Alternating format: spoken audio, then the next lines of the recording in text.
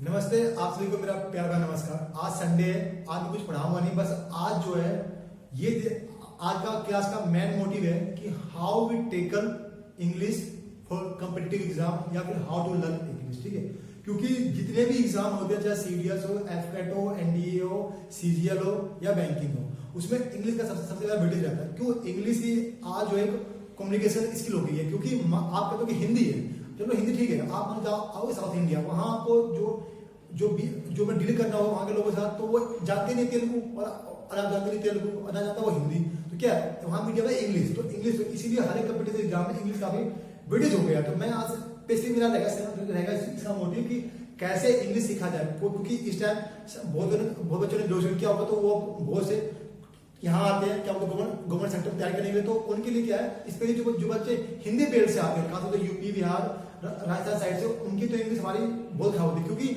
हमें जब स्कूल में इंग्लिश नहीं सिखाएंगे तो क्या करते होंगे, हमसे कि हम जो है इंग्लिश जानते होंगे। क्यों? जब हमारे टीचर ही महान थे तो हम तो उनसे ज्यादा ही महान होंगे। तो मेरा मेन मोटिव है आज कि हम इंग्लिश को कैसे करना है। ठीक है, तो मैं आज पूरी दूंगा आपको स्ट्रेटेजी इंग्लिश के बारे में कैसे करना है। ठीक है, चलिए क्लास शुरू करते हैं और लास्ट तक बने रहिएगा, क्योंकि मैं यहाँ पे कुछ कॉन्सेप्ट करा दूंगा, इसलिए देखिए आपको एग्जाम्पल, क्योंकि आपको यहाँ पे कुछ जो है सब्जेक्ट भर एलिमेंट का कॉन्सेप्ट हो जाएगा। तो लास्ट तक बने रहिएगा, जरूर आप यहाँ पे कुछ सीख जाएंगे। ठीक है, चलिए क्लास शुरू करते हैं। तो क्या, जैसे देखो, एक होता है इंग्लिश, बात होती है लैंग्वेज की। लैंग्वेज, इंग्लिश भी एक लैंग्वेज है, हिंदी भी एक लैंग्वेज है। ठीक है, तो मैं लिखता हूँ पहले इंग्लिश की बात करें हम इंग्लिश की। ठीक है, इंग्लिश एक लैंग्वेज है। तो कोई भी लैंग्वेज है, जैसे कि हम बचपन से हिंदी भाषी लोग हैं, रिसीव वाले, तो इससे सोचिए कि कोई भी लैंग्वेज सीखने का सबसे पहला होता है लिसनिंग। आपको सुनना आना चाहिए। जब आप सुनोगे तो आप बोलोगे। जब सुनना बोलना आता है, फिर हमें सिखाया जाता है लिखना। ठीक है, जैसे कि आप क्या होगा केजी में, तो हम भी कहते हैं, तो वहां क्या है, पहले मैडम सिखाती है A for Apple, A for Apple. मतलब पहले हमें सुनना होता है, फिर क्या मैं भी जोर से बोलूं ए फॉर एप्पल, क्योंकि हमें उस टाइम मीनिंग नहीं पता होता कि ए फॉर एप्पल क्या होती है। फिर बाद में मैंने बोलती बोलो ए फॉर एप्पल सेब, ए फॉर एप्पल सेब, ऐसे बोलते। क्यों? वो तरीका है। फिर आता है राइटिंग का। फिर हमें सिखाया जाता है कि देखो ए जो है ऐसे बनेगा, बी ऐसे बनेगा, सी ऐसे बनेगा। उसके बाद धीरे सिखाया जाता है ग्रामर, फिर मैं धीरे सिखाया जाता है साथ वोकैब। तो ये पूरी प्रोसीडिंग है, तो यही हमें भी करना पड़ेगा, क्योंकि इसके बगैर आप इंग्लिश टेकल नहीं करेंगे। तो क्या बात है, देखो किसी भी स्टेप में क्या होता है, पहले मैंने बताया लिसनिंग, ठीक है, फिर क्या आता है स्पीकिंग, ठीक, फिर आता है राइटिंग।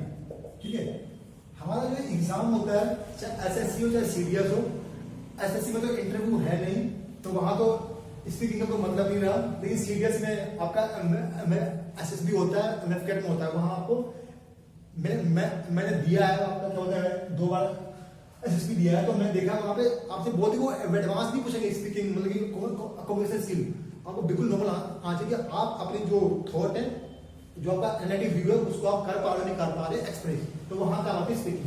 राइटिंग नहीं, तो राइटिंग जो है पूछती है हमारी एमएसएससी। अब राइटिंग क्या क्या आता है ये बात समझने की है। कि लिसनिंग, पहले इन्हीं 2 की बात करते हैं, क्योंकि ये इसको काफी वाइड सेंस में हम कवर करेंगे। ठीक है, तो लिसनिंग क्या है, लिसनिंग सुनना। तो अब हम बड़े हो गए, तो आप 2 लीजिए वो ऑप्शन लिसनिंग के लिए, या तो मूवी लीजिए या फिर इंग्लिश न्यूज लीजिए, इंग्लिश न्यूज। ठीक है, ठीक है, क्या दिक्कत है, इंग्लिश न्यूज। ठीक है, बात क्या, मूवी में क्या होता है, फीलिंग होती है। ठीक है, जो मूवी में फीलिंग होती है, तो मान लो हमें समझ में नहीं आ रहा हो कि क्या बोल रहा है इंग्लिश में, लेकिन हम फीलिंग से कर पाते हैं फेस अपने आप को एनालाइज कि हाँ ये बात कहना चाह रहा है। क्यों? मान लो रो रहे, तो रोने बोलिए क्राई, सोचो हाँ यार क्राई होता, रोना होता वहां पे फीलिंग आ रही है, तो फीलिंग है। इसलिए मूवी साथ दिक्कत क्या होती है, मूवी जो है ना, मूवी चल रही है स्पोकन में, और स्पोकन इंग्लिश और ग्रामेटिकल इंग्लिश दोनों में बिल्कुल एक यहाँ है एक यहाँ है।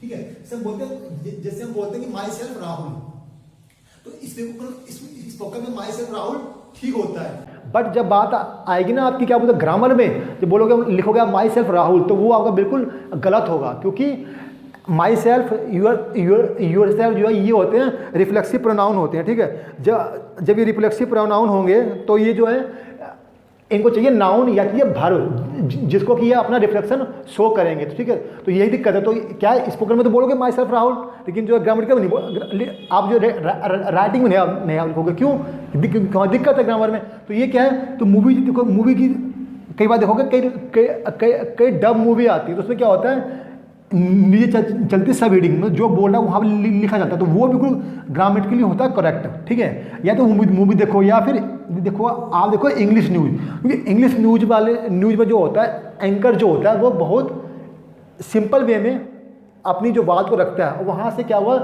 न्यूज़ देखने के दो फायदे, दो आपको होंगे बेनिफिट। पहला बेनिफिट क्या है, वोकेब आपकी इनहांस होगी। दूसरा बेनिफिट आपकी जो लिस्निंग पावर इंक्रीज होगी, क्योंकि लिस्निंग पावर जब आप सुनोगे तो आप समझने की कोशिश करोगे, वर्ड को तुरंत माइंड जो उसको एनालाइज करेगा। ठीक है, दूसरा स्पीकिंग, मान लो आप वो कुछ बता रहा कि आज इतने मतलब लोग मर गए, 205 पीपल आर डाइड, तो आप उसको बोलने की कोशिश करोगे 25 पीपल डाइड, चाहे आप तो गलत बोलो लेकिन बोलने की कोशिश करो। जब आप बोलने की कोशिश करोगे तो आपकी जो प्रोनाउंसिएशन जो होगी वो निकलेगी यहाँ से थ्रोट से, क्योंकि हमने जब कभी बचपन से बोला ही नहीं इंग्लिश, तो क्या हम क्या सही प्रोनाउंसिएशन कर पाएंगे? नहीं कर पाएंगे। ठीक है, पहली बात तो ये लिसनिंग स्पीकिंग हो गया। अब आ जाते हैं राइटिंग के ऊपर। ठीक है, कि राइटिंग क्या है, क्योंकि राइटिंग ही हमारी जो है MSSC पूछती है। तो राइटिंग में देखो क्या है, आपको मैं समझाता हूँ राइटिंग का कितना बड़ा योगदान है अपना MSSC के अंदर और CDSE एग्जाम के अंदर। होता क्या है कि जब आप राइटिंग की बात करते हो तो राइटिंग जो बहुत ही एडवांस है। तो राइटिंग में क्या क्या हमें करना होता है। ठीक है, तो देखो मैं आपको पहले समझाता हूँ, एक देता हूँ आपको ओवरव्यू कि MSSC और SSC CGL की बात मैं करूँगा, क्योंकि CGL और CDS का कि यहाँ पे इंग्लिश क्या गेम खेलती है। ठीक है, दूसरा बात है, एक आता है आपका CAPF असिस्टेंट कमांडेंट होता है ये। ठीक है, मैं बता देता हूँ इसमें क्या होता है। इसमें भी इंग्लिश जो के लिए 200 नंबर की आती है इंग्लिश, 200 मार्क्स की इंग्लिश आती है। ये 3 एग्जाम को मैं जो सेंटर लेके जो है आपको कराने की कोशिश करूँगा। देखो क्या है, आपको बताओ इंग्लिश में क्या क्या आपको करना होता है। जब बात राइटिंग की आती है तो राइटिंग में 2 चीज़ होती है। ठीक, जो मैं आपको समझाता हूँ सिंपल वे में। देखो राइटिंग है आपको, ये इसमें 2 चीज़ आएगी, पहला ग्रामर आएगा, दूसरा आएगा अंडरस्टैंडिंग। ठीक है, देखो ग्रामर तो सब पढ़ते हो, नाउन प्रोनाउन एडजेक्टिव एडवर्ब। ठीक है भाई, इसमें नया बात क्या है, नया क्या है मैं आपको बताता हूँ। बात राइटिंग क्या की ना, राइटिंग में तो ऐसे ग्रामर पूछता है। अब ये अंडरस्टैंडिंग क्या है, मान लो आपने ग्रामर का रूल जो रट लिए बिना समझे कि नोट ओनली बटा आल्सो आएगा, और जो एजल के बाद जो भी नाउन आएगा, 2 नाउन जुड़ेंगे तो जो पहले के आंसर लगाएंगे वर्ब। लेकिन बात अंडरस्टैंडिंग कैसे होगी, तो अंडरस्टैंडिंग को बांटा गया है जिसको बोलते हैं वोकैब। एक पार्ट का वोकैब है, बाकी पार्ट तो मैंने बताया था, लिसनिंग है एक और एक राइटिंग है। ठीक है, और रीडिंग भी इसी में आता है, रीडिंग। ठीक है, अब देखो मैं आता हूँ, अब उठाते हैं कैसे MSSC में क्या वेटेज है इस पोर्शन का, क्योंकि पहले मैं दूंगा व्यू आपको कि क्या पोर्शन है, फिर बताऊंगा कि कैसे आपको इसको करना इंग्लिश को अपना इंप्रूव। क्योंकि पहले तो पता होना चाहिए कि जिस एग्जाम की हम तैयारी कर रहे हैं उसका आखिर में सिनेरियो क्या है, पूरी उसकी पिक्चर क्या है। तो पिक्चर को ध्यान करता हूँ। पहले बताओ ग्रामर, देखो आप दोगे ना MSSC CGL, मैं SSC CGL लिख चलता हूँ, क्योंकि मेरा CGL में दिया है तो CGL। इसमें क्या है, एक होता है प्री नाम का प्री होता है एक, और एक जो मेंस नाम का एक भूत होता है। ठीक है, और एक फिर होता है टायर 3। ठीक है, याद रखना। ठीक है, प्री में 200 नंबर का होगा, मैं यहाँ बात सिर्फ करूँगा इंग्लिश का। मेंस जो 400 नंबर का होता है, और टायर 3 से बोलते हो ये होता है, टायर 3 बोलते हैं 100 नंबर का होता है, और टायर 4 होता है टाइपिंग पर कंप्यूटर का होता है। ठीक है, वो जो क्वालिफाई है उसके नंबर आपके ऐड बिल्कुल नहीं होंगे। ठीक है, तो अब देखो बात क्या होती है, अब बात है मेंस में 400 नंबर का होता है, तो इसमें क्या 200 नंबर मैथ है, 200 नंबर आपकी इंग्लिश है। ठीक है, आज ये टायर 3 है, आप एक बनने जा रहे हो गस्टेड और नॉन गस्टेड, क्योंकि सीजीएल से जो है आपको गस्टेड और नॉन गस्टेड की रैंक मिलती है। जब आप मान लो गस्टेड बन रहे हो ऑफिसर और आपको लिखना नहीं आ रहा, तो यार वो मतलब खुद की बेइज्जती नहीं है, वो जो पोस्ट है ना उसकी बेइज्जती है कि हमने उस पोस्ट का ख्याल नहीं रखा। तो ये बताता हूँ, यदि आप बनना चाहते हो वो ऑफिसर, तो पूछना जितने बच्चे सेलेक्ट होते हैं ना, तो मैं उसमें से 70% जो बच्चे हैं, 70% बता रहा हूँ, वो जो टायर 3 जो लिखते हैं ना, वो लिखते हैं इंग्लिश के अंदर। क्योंकि आप बन रहे हो एक, आप एक जो ऑफिसर बनते हो, जो कि आपको कमांड देना है आगे वाले को, अपने जूनियर को, ठीक है। तो देखो ये हो गया। तो यहाँ पे चॉइस है आपको कि आप हिंदी इंग्लिश किसी भी टाइप की दे दो, लेकिन देखो पूरा वेटेज कितने कितने का हुआ, पूरा पेपर 700 का होता है। अब देखो 50 नंबर यहाँ आती है इंग्लिश प्री में, 200 यहाँ और 100 मैं लिख सकता हूँ यहाँ पे, तो कितना हुआ 350 नंबर यार। 350 नंबर कम नहीं होते किसी पेपर को, क्योंकि आदि आप 350 में से 300 लेके नहीं आ रहे हो। कह रहा हूँ 100%। आदि आप जनरल से हो ना, सिलेक्शन भूल जाओ, सिलेक्शन नहीं होने वाला। क्यों, मैं क्यों बोल रहा हूँ। अब यहाँ क्या है, आती है रीजनिंग मैथ, और आता है रीजनिंग मैथ, और एक आती है जीएस, जिसको आप जीके जैसे बोलते हो। तो क्या रीजनिंग खेले ब्रेन का, इसमें कितना आपका दिमाग फास्ट, जो कोडिंग या डिकोडिंग जो भी दिया उसको कैसे आप एनालाइज कर पा रहे हो। तो यहाँ तो सब नंबर ले आते हैं, एवरेज बच्चा जो भी है यहाँ पे 35+ ले आता है, ठीक है। जीके जीएस आप कितनी आपकी अंडरस्टैंडिंग रही है जीएस की, कैसे। फिर अब मैथ है, मैथ भाई मैथ समझ लो जो देता है ना एमएसएस या बैंकिंग, मैथ तो उसकी होती है स्ट्रॉन्ग, ठीक है। मेरे को छोड़ के, ठीक है, क्योंकि मेरी मैथ वीक है, ठीक है, बताता हूँ। अब बात आती है इंग्लिश की। अब देखो कि 350 नंबर है, 350 नंबर यहाँ पे। जीएस में आप 50 में से 50 ला नहीं सकते, पॉसिबल नहीं है। जीएस में आप 40 लिया, वही बड़ी बात, बहुत बड़ा खेल है। 40 आप मान लो यहाँ लिया होगा, 50 यहाँ लिया होगा, मैथ में 50 मान लिया, 90 होगा, यहाँ मान लो लिया 45, कितना हो गया आपका 135। और ये रहा 50 नंबर का इंग्लिश यार। यहाँ तो कम से कम 40 तो लाओ यार। जब 40 लाओगे तब आप लाओगे 180 रो मार्क्स, ठीक है, 180 रो। जबकि कट ऑफ कितनी जाती है प्री की, 140 ±5। ये सिनेरियो का हमेशा का। यदि मान लो आप कट ऑफ गई 140, आप लेके आए 150, वहाँ बाहर हो फाइनल की लिस्ट से। सिंपल सी बात है। जब तक कट ऑफ से आपका 15 से 20 नंबर फालतू नहीं है, आप मेंस निकाल लोगे, लेकिन आप फाइनल में आप जो पीछे जाओगे। तो ये तो था पूरा पिक्चर कि कैसे इंग्लिश आपको करनी ही पड़ेगी, चाहे आप प्यार से करो चाहे भोगे करो। यदि आपको ऐसे सीजीएल या सीडीएस निकालना है तो सीडीएस में क्या होता है, अब बताता हूँ। हाँ, सीडीएस में 100 नंबर की आती है इंग्लिश, 120 क्वेश्चन होंगे, ठीक है, ये हो गया। अब बताता हूँ इसमें बंटवारा कैसे हुआ, मतलब इंग्लिश को कैसे बांटा जाता है 200 नंबर के पेपर में। मैं बात करूँगा मेंस, क्योंकि मैं पहले दे रहा हूँ आपको व्यू, चीज़ें अमाते की कैसे हैं पिक्चर, क्योंकि हमें पता ही नहीं होता कि पेपर कैसा आता है। तो क्योंकि तैयारी करने से पहले हमें मालूम होना चाहिए कि पेपर में जो है, जो ग्रामर है और जो वोकैब सेक्शन में कैसे नंबर को डिवाइड किया गया या फिर डिस्ट्रीब्यूट किया गया है, ठीक है। तो यही बात है। तो अब देखो क्या था, मैं आपको बताता हूँ। जो मैंने अपना एनालाइज किया, सीजीएल मैंने 18 मेंस दिया है फर्स्ट अटेम्प्ट में, ठीक है। तो देखो 200 नंबर का होता है मेंस इंग्लिश का, ठीक है। मैं बताता हूँ इसमें कैसे वेटेज होता है। तीसरे से बताता हूँ, ग्रामर सेक्शन, ग्रामर सिर्फ लिखूँगा, कंप्रीहेंशन, ठीक, और वोकैब सेक्शन 40 से 50% ओनली वोकैब कवर करती है। ऐसे के बता रहा हूँ मैं कहानी, ठीक है।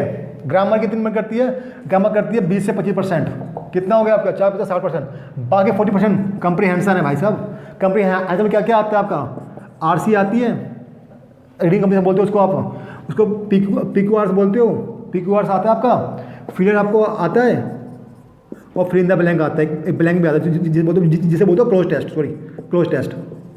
भाई देख लो भाई, वोकैब सिर्फ कवर कर रहा है कितना, 40 से 50%। ये कितना कवर कर रहा है, 20-60 करीब 40% ये भी कवर कर गया आपका। तो बताओ ग्रामर का वेटेज कितना है, 20%। लेकिन क्या है, इस 80% के बिना आप ग्रामर को टच नहीं कर सकते, ठीक है। और सिर्फ इस 20% से आप इसको टच नहीं कर सकते। अब बात क्या है कि भाई इसको करना कैसे, कहानी यहाँ फंसती है आकर। कि देखो जो डिफ़िकल्टी मैंने फेस की है वो डिफ़िकल्टी आप भी फेस करते होगे, क्योंकि हम भी तो बच्चे थे ना, हम भी तो नए इस फील्ड में आए थे, तो पता था ना। तो ये देखो क्या कहानी है। अब इसको देखो, आपको बहुत से चैनल या टीचर कराते हैं कि पीक्यूआर की ट्रिक होती है, फिर इन द ब्लैंक की ट्रिक होती है, आरसी की ट्रिक होती है। मैं बताता हूँ सच्चाई में, लैंग्वेज के अंदर कोई ट्रिक नहीं होती, ना कोई रूल ना कोई ट्रिक होती है, खासकर कंप्रीहेंशन में। अब बताया पीक्यूआर से यार फिलर भरना है, फिलर में क्या देखो, फिलर के अंदर वो क्या भरवाएगा आपसे, मैं बताऊँ फिलर में क्या भरवाता हूँ आपको। मैं सब दूंगा तो ओवरव्यू, क्योंकि मैं आपको ये चैनल पर पढ़ाऊँगा इंग्लिश। तो मैं चाहता हूँ कि जो बच्चे मेरे को फॉलो कर रहे हैं शुरू से जो आपने सपोर्ट दिया है उनको सब कुछ पता होना चाहिए, पूरी पिक्चर, ठीक है, कि जो चीज़ पढ़ रहे हैं क्यों पढ़ते हैं, ठीक है। देखो क्या होता है, फिलर है। अब फिलर में मैक्सिमम 4 से 5 वो जो भरवाएगा आपको, चाहे फिलर हो चाहे क्लोज टेस्ट। क्लोज टेस्ट में क्या होता है, पूरा एक पैराग्राफ होगा, उसमें जगह जगह ब्लैंक होंगे वो होंगे। अब फिलर में क्या होगा, एक सेंटेंस होगा, वहाँ पर 2-3 जगह वो फिल करवाएगा आपको, ठीक है। अब वो फिलर में क्या भरवाएगा आपसे, या कहीं नाउन भरवा देगा, या एडजेक्टिव भरवाएगा, या फिर भरवाएगा कहीं पे, भरवाएगा ना कहीं भरवाएगा, या यहाँ पे कहीं भूखे भरवाएगा। तो देख लो ये पूरी कहानी है। इसके लिए बताओ कौन सा रूल किसी ने ट्रिक बनाया, तो मुझे बताना कि ट्रिक को कैसे आप यूज करोगे, कौन सी ट्रिक है बताओ इस चीज़ के लिए। भर आपको पता है तो आप लगाओगे, भूखे पता है तो लगाओगे, नहीं तो नहीं लगाओगे। क्या ट्रिक है, कोई ट्रिक नहीं होती, ठीक है, क्लोज टेस्ट होती। अब इसको कैसे करना है उस पर अब मैं अपनी क्लास शुरू करता हूँ। उससे पहले थोड़ा मैं आपको दिखाता हूँ एक ट्रिक का हुआ कि ट्रिक को कैसे तोड़ते हैं, रूल को भी। इससे पहले कि मैं शुरू करूँ कि कैसे पढ़ना है इंग्लिश को, एक चार्ट देता हूँ क्वेश्चन, उसमें बताना कि आप मुझे कितने धुंधर उसको ट्रिक से करेंगे। नहीं ट्रिक से करोगे तो रूल को रट के देखिए। Each of the students are playing, ठीक, ये बिल्कुल सेम रहेगा नीचे सब में, बस यहाँ मैं चेंज करूँगा, neither of, either of, any of, none of, ठीक, या फिर वन ऑफ, ठीक है, या फिर एवरी ऑफ, ठीक है। इसका मैं लिखता हूँ every of the students are playing.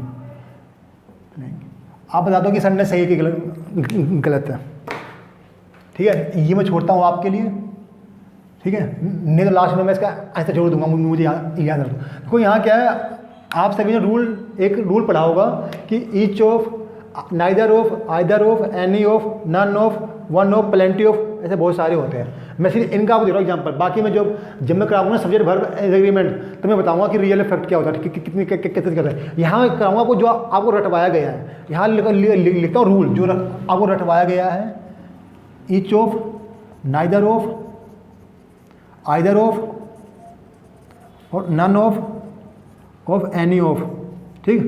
यहाँ आपको ऐसे बताया गया है। मैं अधिक गलत हो तो बोला कि हाँ गलत है, वहाँ गलत हो, सॉरी। यहाँ जो नाउन आएगा वो प्लूरल फॉर्म में आएगा, नाउन जो है प्लूरल, यदि आप सब्जेक्ट को जोड़ रहे हो तो नाउन प्लूरल फॉर्म में, नाउन प्लूरल फॉर्म में, ठीक। मैं गलत हो तो बताना। और क्या बताया गया, जो भर्ब जो आएगी यहाँ पे, भर्ब मतलब होते हैं फाइनाइट भर्ब, ठीक है। अभी बताऊँगा भर्ब भी, यहाँ थोड़ा दूंगा आपको थोड़ा व्यू आज की आखिर में कैसे चीज़ों को हमें रटवाया गया है, लेकिन उसी पीछे लॉजिक है, ठीक है। भर्ब सिंगुलर आएगी, मतलब भर्ब सिंगुलर आएगी, यहाँ भी भर्ब सिंगुलर, यहाँ भी फाइनाइट भर्ब सिंगुलर, यहाँ भी फाइनाइट भर्ब सिंगुलर, यहाँ भी फाइनाइट भर्ब सिंगुलर। ये आपको रूल जो रटवाया गया है, और आपने रूल जो है बहुत अच्छे से ये इसको रटा भी है कि रूल मैंने रटा था तो आपने मुझे जरूर रटा हुआ। देखो क्या है, आपने बिल्कुल रूल तो सही रटा, लेकिन आपने किसी ने आज तक ये जानने की कोशिश की कि भाई यहाँ पे नाउन जो है प्लूरल ही क्यों आएगा, सिंगुलर क्यों नहीं आएगा। हाँ, अब भर्ब यहाँ गलत है, यहाँ पे ई जाएगा जो अब आपका रूल कहता है। मैं रूल को बता रहा हूँ, ठीक है, रूल भी सही है वो, लेकिन आपने कभी जानने की कोशिश की कि क्यों आता है। यदि आप मैथ पढ़ते हो तो मैथ्स में कोई टीचर यदि आपको कोई चीज़ पढ़ाता है तो वहाँ पर 2 क्वेश्चन आप जरूर पूछते हो, मैं भी पूछता हूँ, एक तो वाई का और एक हाउ का, ठीक। सर ये क्यों होता है, हो जाए तो कैसे होता है, इसको आप सॉल्व कीजिए। लेकिन आप में से कितनों ने पूछा है आज तक अपने टीचर से सिर्फ वाई और हाउ, ये क्यों होता है और हाउ कैसे होता है, कहीं पूछा है? यदि पूछा होगा तो आपको टीचर ने जरूर आंसर बताया होगा, और नहीं बताया होगा तो या तो टीचर बताना नहीं चाह रहा होगा, या फिर मैं आगे उसको नहीं बोलूँगा उसके आगे, ठीक है। देखो क्या बात होती है, मैं आपको बताता हूँ कहानी क्या है, स्टोरी है, बिल्कुल बताऊँगा कॉन्सेप्ट कि इस कॉन्सेप्ट को कैसे ट्रांसफॉर्म किया गया रूल के फॉर्म में, ठीक है। देखो जो ईच ऑफ है ना, ईच, नाइदर, आइदर, एनी और नन और वन, ठीक है, याद रखना। ये जो है प्रोनाउन भी हैं और डिस्ट्रीब्यूटिव एडजेक्टिव भी हैं जिसे हम डिटरमाइनर भी बोलते हैं, आदि पढ़ोगे मॉडर्न इंग्लिश में। तो कोई ये कॉन्सेप्ट है। अब देखो पहला मैंने क्या बताया कि each neither either any none और वन वंस नहीं है। ये जो डिस्ट्रीब्यूटिव प्रोनाउन भी है और डिस्ट्रीब्यूटिव एडजेक्टिव भी है, और वन जो है वन भी प्रोनाउन में आता है, ठीक है। तो इसका थोड़ा बनता है स्पेशल कोर्स प्रोनाउन के अंदर, लेकिन यहाँ भी इसका यूज आप कर सकते हो, ठीक है। तो ये पहला कॉन्सेप्ट क्या है कि ये नाउन भी, ये जो है प्रोनाउन भी है और आपका एडजेक्टिव भी डिस्ट्रीब्यूटिव। अब बात है कि भाई ये कॉन्सेप्ट कैसे क्या इसकी जो है स्टोरी है, क्या इसकी पिक्चर है। देखो क्या होता है, आदि ये पांचों यहाँ बिहेव करते एज ए प्रोनाउन, तो इनके बाद जस्ट वर्ब आती, फाइनाइट वर्ब आती, ठीक है। फाइनाइट वर्ब क्या होता है, यदि आपने नहीं देखा हो तो मैंने जो नाउन केस फर्स्ट करवाया उसमें सिर्फ मैंने वर्ब पे ही थोड़ा एक डेमो लिया है, क्योंकि मेरे को यदि नाउन केस पढ़ाना है तो मेरे को बच्चों, मेरे जो व्यूअर हैं जो मेरे को देखते हैं उनको पता होना चाहिए कि फाइनाइट वर्ब क्या होता है, इसलिए मैंने पार्ट 1 करवाया उसको, तो वहाँ से आप देख सकते हो, ठीक है। देखियो फाइनाइट वर्ब और यदि ये, चलो भाई ये हाल प्रोनाउन का काम नहीं कर रहा, ये तो क्लियर हुआ क्योंकि यहाँ पे वर्ब नहीं है फाइनाइट वर्ब। और यदि ये बिहेव करता एज ए एडजेक्टिव तो इसके बाद हमें नाउन देना होता डायरेक्टली, लेकिन यहाँ पे नाउन भी नहीं है। तो भाई तो क्या है यहाँ पे ये, तो ये कैसे यहाँ पे ये ईज ले रहा है, क्योंकि आपको एक जनरल बताता हूँ सिंपल सा कि ऑफ प्रीपोजिशन है, ऑफ की प्रीपोजिशन है तो प्रीपोजिशन अपने बाद नाउन लेगा, जो उसका होगा वो ऑब्जेक्ट, तो अभी तो कभी बनेगा नहीं सब्जेक्ट। ये बात क्लियर, जो इसका जनरल रूप आपको मैं बता रहा हूँ, ठीक है। लेकिन मेन कॉन्सेप्ट क्या है, मेन कैसे इसको आप टैकल करते हो चीज़ों को, क्या होता है, ये स्टूडेंट है, ईच जो डेमोन्स्ट्रेटिव एडजेक्टिव है वो प्रीपोजिशन है, ठीक है। वो क्या है, प्रीपोजिशन है। लेकिन बात क्या है कि ऑफ का दो मतलब होता है, एक काकी की कि राम ने काम किया, राम इज बुक, ये बुक ऑफ राम, ये होता है। लेकिन दूसरा, जब ऑफ के साथ दो नाउन आते हैं, दो नाउन, ठीक है, दो नाउन आए या एक नाउन आए या फिर एक जो है प्रोनाउन आए, मैं बता रहा हूँ सिंपल यहाँ पर, लेकिन या फिर एक एडजेक्टिव आए, तो वो क्या करता है, वो रिलेशन शो करवाता है उन दोनों बीच में कि उन दोनों को रिलेशन क्या है। यहाँ पे ईच डिटर्मिनर है, समझना। लेकिन ऑफ ने क्या किया है, ऑफ ने इन दोनों को जोड़ा है, ठीक है। अभी समझना बताऊंगा क्यों। अब यहाँ पुलर क्यों आया है, ये तो समझ गए कि इसके बाद ऑफ क्यों आया। अब नाउन पुलर क्या है, देखो ईच, नाइदर, आइदर और एनी ये काम करते हैं डिस्ट्रीब्यूट करने का, मतलब चीज़ों को देने का। तो मैं कहूँ कि मुझे 5 पेन, मुझे आपको जो है पेन बांटने हैं, तो मुझे यदि पेन बांटने होंगे तो मेरे पास मिनिमम 2 पेन तो होने चाहिए भाई, क्योंकि कोई चीज़ यदि बांटनी है तो 2 चीज़ चाहिए आपको, क्योंकि सिंगल में तो बांटोगे नहीं। जब बात बांटने की आएगी तो मेरे पास एक से अधिक होना चाहिए। तो इसलिए यहाँ पे नाउन प्लूरल आता है, ठीक है। समझ गए पहली बार कि ईच ऑफ के बाद नाउन प्लूरल क्यों आता है, कॉन्सेप्ट जो रूल है उसको मैंने यहाँ डिकोड किया हुआ, ठीक है। और लेकिन वर्ब सिंगुलर क्यों आती है ये मैं बताता हूँ। जब मैंने कहा कि इस 3 पेन को मुझे आप में बांटना है, ठीक है, तो बांटना कितना है, बांटना तो मुझे पेन ही है ना, लेकिन मैं बांटूँ कैसे, एक बार दूंगा नहीं, एक ऐसे दूंगा, एक इसको दूंगा, एक इसको दूंगा, तो बांटा कैसे गया, एक करके। तो क्या हुआ, काम किसका हुआ, एक पेन का ना। तो इसलिए यार जब बांटने बात हुई सिंगुलर की तो भाभी तो सिंगुलर लोग है ना, तो इसलिए क्या हुआ, ईच जो है डेमोन्स्ट्रेटिव एडजेक्टिव जो है ऑफ द्वारा जो मेन नाउन है उसको करते कंट्रोल कि हाउ बिहेव, कि आपको कैसे काम करना है, इसलिए यहाँ पे वर्ब आते हैं ईज। तो देखो ये रूल था, या तो रूल रट लो या तो कॉन्सेप्ट, ये आपका कॉन्सेप्ट है। इसी कॉन्सेप्ट पे मल्टीपल बनते हैं एरर, जो मैं कराऊंगा आपको, क्या बोलते हैं, सब्जेक्ट वर्ब एग्रीमेंट, तो मैं उस टाइम आपको समझाऊंगा हर कॉन्सेप्ट, क्योंकि अधिक ग्रामर के अंदर 100 रूल है, अधिक ग्रामर में 100 रूल है, तो 90 रूल में जो कॉन्सेप्ट है और 10 रूल तो आपको रखना पड़ता है, क्योंकि वो हम पे थोपा गया ग्रामरियन द्वारा। लेकिन इस 90 को यदि आप समझ गए तो आपको 10 की जरूरत नहीं पड़ेगी, 10 आपने समझ जाओगे। तो ये कहानी थी, ये बात है एवरी ऑफ का। कल आप पूछना किसी से भी जो आपसे सीनियर हो, भाई एवरी ऑफ के बाद नाउन प्लूरल क्यों नहीं आता, या फिर ये सब पूरा गलती क्यों होता है, बात गलत क्यों होता है कि एवरी जो है ना प्योरली एडजेक्टिव है, ये प्योरली ये एडजेक्टिव है तो अपने वाले डायरेक्ट नाउन लेगा, ठीक है। इसलिए ये पूरा सेंटेंस होता है गलत कि इसलिए बोलते हैं कि जो एवरी ऑफ के बाद कभी भी आप पुलर नाउन या नाउन नहीं दोगे, यही इसी पे लॉजिक है। तो ये मैं चाह आपको समझाना कि रूल को आप रटो मत, क्योंकि आप रटोगे तो आप नहीं कर पाओगे आप क्लियर एग्जाम, क्योंकि आप रूल के बलबूते 200 में से मैक्सिमम आप 120 लाओगे, लेकिन आपको सिलेक्शन चाहिए तो चाहिए आपको 160 प्लस चाहिए। 160 प्लस करने के लिए आपको क्वेश्चन पता होना चाहिए। ये देखो पूरी कहानी थी, ये मैंने बता दिया। आप देखो ये हो गया। अब चलते हैं कि हमें ग्रामर पढ़नी कैसे है, कैसे आप करना है, ये क्योंकि ये तो मैंने बता दिया। और इसी तरह जो होता है ना, आपको नाइदर सॉरी एज वेल एल विद लाइक विद, ठीक है, लाइक विद इंक्लूडिंग एक्सक्लूडिंग का भी आता है ना, कि जो उसके पहले जो नाउन होता है उसको मानते हैं सब्जेक्ट, उसको सब्जेक्ट क्यों मानते हैं, उसके पीछे पीछे भी लॉजिक है। अगर जाना चाहते हो तो अब लगे रहो हमारे साथ। जब हम कराएंगे ना आपको क्या ऑब्जेक्ट वर्ब एग्रीमेंट, तब मैं बताऊंगा कि पहले वाले को कोई सब्जेक्ट क्यों मानते हैं, हम दूसरे को क्यों नहीं मानते।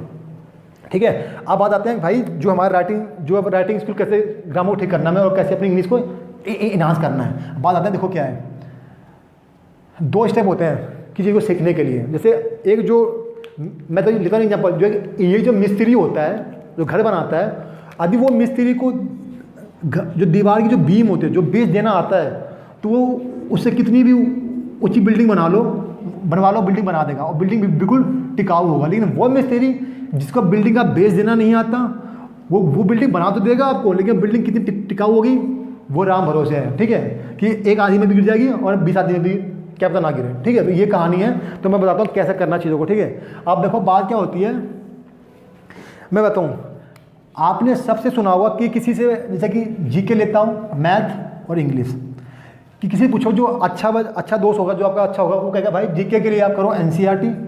ठीक है, एनसीईआरटी, मैथ के लिए कर लो एनसीईआरटी, क्योंकि बेस के लिए, क्योंकि बेस आपको ठीक करना है एनसीईआरटी। और किसी ने कभी आप तो ये नहीं कहा होगा कि इंग्लिश के लिए करो आप एनसीईआरटी। क्यों?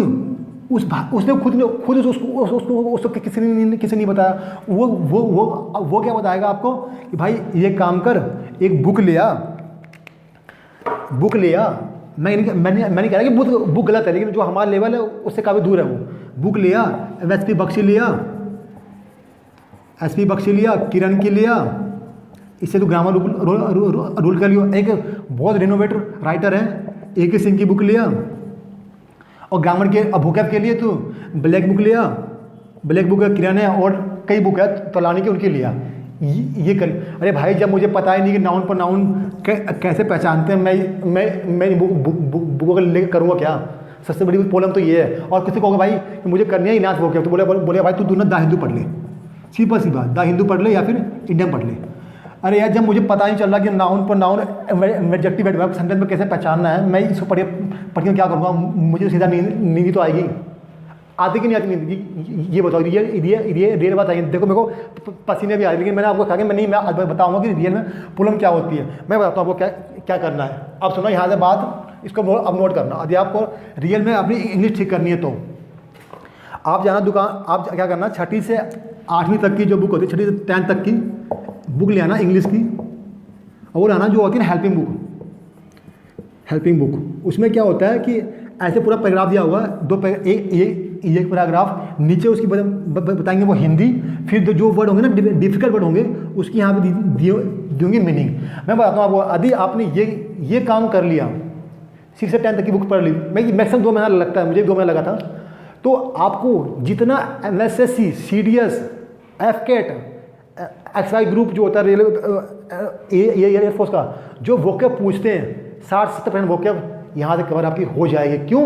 यहाँ पे जो शब्द को जो दूसरा बात, एक तो वोकैब होगी, दूसरा आपकी कंप्रीहेंशन स्किल बढ़ेगी, जिसे बोलते हो ना रीडिंग कंप्रीहेंशन, दूसरा अंडरस्टैंडिंग बढ़ेगी, और तीसरा कि वर्ड को कैसे यूज किया गया। क्योंकि जो 6ठी की बुकें होती हैं वो उसमें सेंटेंस को जो लिखने वाले बड़े होते हैं एक्सपर्ट, वो सेंटेंस को बहुत ही लिखते हैं ईजी वे में, ताकि आप उसकी मीनिंग को समझ सको। जब आप मीनिंग समझोगे तो आपको पता चलेगा वहाँ भी कि नाउन क्या है, प्रोनाउन क्या है, एडजेक्टिव क्या, कैसे और एंड कहाँ पे आया है, आल्दो कहाँ पे आया, क्या मीनिंग है, वो जब आप करोगे तो अब मैं कह रहा हूँ आपको 60% आपका वैसे वैसे ही ग्रामर और आरसी और वोकैब पूरा हो जाएगा। ठीक है, तो ना तो आपको पता जो जरूरत पड़ेगी ट्रिक की, ना आपको ट्रिक की। अब मैं बताऊँगा आपको भैया आपने तो बता दिया भाई रीडिंग करेंगे, लेकिन ग्रामर कैसे करें, तो मैं बताता हूँ देखो ग्रामर के लिए जो हमें स्कूल में रिनोवेट किए थे और जो मेरे टीचर ने भी रिनोवेट किया था, रिकमेंड किया था, क्या था, एक बुक आती है रेनन मार्टिन की, रेनन मार्टिन की, ये 180 या 200 की बात 200 की बुक आती है, इसका लेना कलर वर्जन। उसमें क्या है जो है ना, जो उन्होंने क्या है रिप्रेजेंट किया है वो उन्होंने काफ़ी किया है, मतलब कलरफुल में किया है, कलर क्या आपको पिक्चर फॉर्म यूज किया है। अब क्या है हर एक टॉपिक के बाद पीछे में उन्होंने दिया है आपको करने के लिए, क्या करने दिया है, एक्सरसाइज करने दिया, वो उसको करो आप, उसको आप करो। यदि आपको कहीं प्रॉब्लम आती है तो मुझे आप कमेंट करना या मैं मैसेज करना, मैं आपको दिखाऊंगा करके सोल्व, ठीक है, या तो मेल करूँगा आपको या फिर बता दूंगा। वो बुक कर लोगे आप, उसके बाद चाहे वो उठा लो वैसी बख्शी चाहे किरण, आपका हो जाएगा, कोई दिक्कत नहीं होगी, क्योंकि यहाँ से बेसिक है। क्योंकि जो बुक है ना वैसे भी बख्शी में आपको समझाया नहीं गया कि करेक्टिव नाउन क्या होता है, कॉमन नाउन क्या होता है, या फिर एक सिंग में कैसे पहचाना, लेकिन इस बुक ने आपको वो चीज़ दिया है जो आपको जरूरत है बेस बनाने के लिए। जब आपका बेस बन जाएगा फिर तो चाहे आप जो हिंदू पढ़ लो, चाहे आप जो वाशिंगटन डीसी पढ़ लो, क्लियर अगर होना। तो ये कहानी थी इंग्लिश की वर्ड की, तो ये था इंग्लिश का सिनेरियो। दूसरा बात मैं आपको बताता हूँ, इंग्लिश का लैंग्वेज जो है, ठीक है, लैंग्वेज में कोई ट्रिक नहीं होती, ठीक है, ट्रिक नाम की कोई चीज़ नहीं होती। क्यों, रूल भी देखना, रूल पीछे होता है कॉन्सेप्ट, ठीक है, ये होता है कॉन्सेप्ट। तो ये समझ गए आप, कोई कहता हूँ कि लैंग्वेज ट्रिक होती है, पॉसिबल नहीं है भाई, ट्रिक नहीं होती लैंग्वेज में, लैंग्वेज चलता रूल से, रूल में होता है कॉन्सेप्ट। इसके लिए मैंने बता दिया कि जितना आपको सिर्फ ये 3 महीना थोड़ा सा डिफिकल्ट लगेगा कि यार मैं क्या बोरिंग कर रहा हूँ, क्यों, जब आप थोड़ा सा किसी से काम करोगे ना हट के, तो बोलेगा अगला आदमी कि यार ये ना बेवकूफ़ है, लेकिन वो बेवकूफ़ी की जो आप करोगे ना रियली में वो आपको रिजल्ट देगा। यदि नहीं देगा तो मुझे बताया कि नहीं आपने गलत बताया था। क्योंकि क्या है, यदि आपका बेस बन गया, आपने एनसीईआरटी 6 से 10 तक कर लिया, तो आपकी वोकैब भी हो गई 60-70%, आपकी जो है रीडिंग कंप्रीहेंशन भी बढ़ गई, आपकी जो समझने की क्षमता बढ़ गई। जब आप वो धीरे धीरे सेंटेंस को समझोगे तो फिर चाहे आपका किसी भी हिंदू अखबार का चाहे आपका एडिटोरियल हो, चाहे उसकी रिपोर्ट हो, उसको आप अलग से आप एनालाइज कर पाओगे। दूसरी बात बताता हूँ आपको, जब अब आप पढ़ोगे ना अखबार नहीं, ये एनसीईआरटी बुक, तो उस टाइम याद रखना, तो उस टाइम एक लेना पेंसिल, तो उसमें देखना कि सेंटेंस यहाँ से शुरू हुआ है, सेंटेंस यहाँ ख़त्म हुआ है, तो यहाँ पे कहाँ पे नाउन है, कहाँ वर्ब है, कहाँ पे एडजेक्टिव है, कहाँ पे एडवर्ब है, कहाँ पे क्लाउज है, कहाँ क्या है। क्योंकि यही चीज़ों में गलती करके हमें देते हैं ग्रामर के अंदर वो एरर, ठीक। जब आप इनको पहचान लोगे तो आप अपने आप ग्रामर के अंदर एरर निकालोगे सेंटेंस में कि कहाँ पे एरर दिया गया है। क्योंकि ये चीज़ें कोई नहीं बताएगा आपको कि कैसे करना, मैंने बताया क्योंकि मैंने चीज़ फील किया कि नहीं ये काफ़ी एनसीईआरटी बुक 6 से 10 तक हेल्प करती है। ये भी करते रहो, साथ में ग्रामर की कोई बुक भी ले लो। मैं बताया सबसे बेस्ट रेनन मार्टिन है अभी तक। ये जो बाइलिंगुअल आती है, हिंदी में दोनों में आती है, आप ले लेना, वो आती है। और ये पढ़ते रहो। जैसे मान लो आपने नाउन पढ़ा, आज नाउन कर लिया आपने इस बुक से, चाहे आप किसी का भी देख लो, आप यूट्यूब पे नाउन लेक्चर मेरा देखो, किसे देखो, देखने के बाद जब आप पढ़ो कभी भी कोई अखबार या फिर न्यूज़पेपर या फिर एनसीईआरटी पहले, तो उससे पहचानो कि नाउन कहाँ पे है, तो नाउन कौन सा नाउन है, कॉमन नाउन है कि करेक्टिव नाउन कैसे। यदि आपको नाउन का लेक्चर देखना है तो नीचे प्लेलिस्ट का लिंक दिया हुआ, मैंने नाउन का 5 लेक्चर करवा रखे हैं, उसमें आप देखो आप कि मैंने हर एक चीज़ को समझाया है एक कॉन्सेप्ट फॉर्म में। ये पूरी कहानी होती है इंग्लिश की, क्योंकि इंग्लिश एक ऐसा आपको बनाया गया ना हवा के फॉर्म में कि इंग्लिश डिफिकल्ट नहीं है। जब तक आप इंग्लिश से फैमिलियर नहीं हो गए आप नहीं कर सकते। क्यों, आपको आदि सिलेक्शन लेना है सीजीएल के अंदर, तो 350 में से 300 नंबर आपको आने चाहिए इंग्लिश में, अदरवाइज आप नहीं जीत पाओगे मैच को, ठीक है। क्यों मैं कर रहा हूँ, देखो क्या कहता हूँ, आप 300 नंबर लाओगे इंग्लिश के अंदर, ठीक है, यहाँ 300 नंबर हो गया, यहाँ मान रखिए 150 प्री में, यहाँ मान लो आप 100 लाओगे, 120 कितना गया, 400 गया, मैथ में लिया 200 600 हो गया। अब वहाँ डिस्क्रिप्टिव है 70 नंबर 70, आराम से सिलेक्शन लोगे आप। क्यों, हमें हमारा ये में सिलेक्शन लेना, ना कि हमें सिर्फ एग्जाम में पास होना। तो ये देखो था सिनेरियो इंग्लिश का कि कैसे करना है आपको, न्यूज़पेपर रीडिंग कैसे करनी है, उसका भी मैं आपको बताऊंगा बाद में। लेकिन पहले आप इसको करो, और किसी भी यूट्यूबर को जिसकी इंग्लिश आपको अच्छी लगती है उनको ही फॉलो करो, या फिर मुझे फॉलो कर सकते हो, क्योंकि मैं रोज़ वोकअप करा रहा हूँ। और मंडे से मेरी जो प्रीवियस ईयर एसएससी का वोकैब सही ला रहा हूँ, जिसमें मैं 2010 से 2019 तक के जितने एग्जाम हुए हैं वो क्या कहूँ, क्योंकि अभी CISF का एग्जाम है। तो ये था लेक्चर था आपका कैसे करना है। मैंने भी बताया कंसाइज वे में कि बुकें बहुत है, लेकिन बुकों को कैसे हमें यूज करना ये चीज़ें हमें मालूम होनी चाहिए। तो आज से आप रीडिंग, स्पीकिंग, रीडिंग सब शुरू करो एक साथ में, क्योंकि हम क्या करते हैं पहले ग्रामर पढ़ते हैं फिर रूल करते हैं। यार पॉसिबल नहीं ना एडिशन, दोनों साथ करो, ग्रामर भी करते रहो, रीडिंग भी करते रहो और इसी स्पीकिंग भी करते रहो और लिसनिंग करते रहो। जब अभी चारों का जब आप कलेक्शन लोगे ना तब आपकी इंग्लिश इम्प्रूव होगी। ठीक है, कोई भी एक चीज़ से आपकी इम्प्रूव नहीं होगी। तो ये थी पूरी कहानी इंग्लिश की इंग्लिश कैसे करना है। ये थी थी आपकी क्लास। और कैसा लगा जरूर बताना। और आपको यदि अच्छा लगा हो कि यस कि मैंने कुछ बताया रियलिटी आप भी फेस करते हो, तो प्लीज़ इसको सब्सक्राइब जरूर करना। दूसरी बात, यदि मेरा जो लेक्चर है, मैं जितने कराऊंगा लेक्चर, जो भी मैंने नॉलेज गेट किया है इंग्लिश में, विद रूल नहीं विद कॉन्सेप्ट है, तो मैं हर कॉन्सेप्ट कराऊंगा कि आखिर में चीज़ क्यों होती है। ठीक है, thanks for watching our lecture.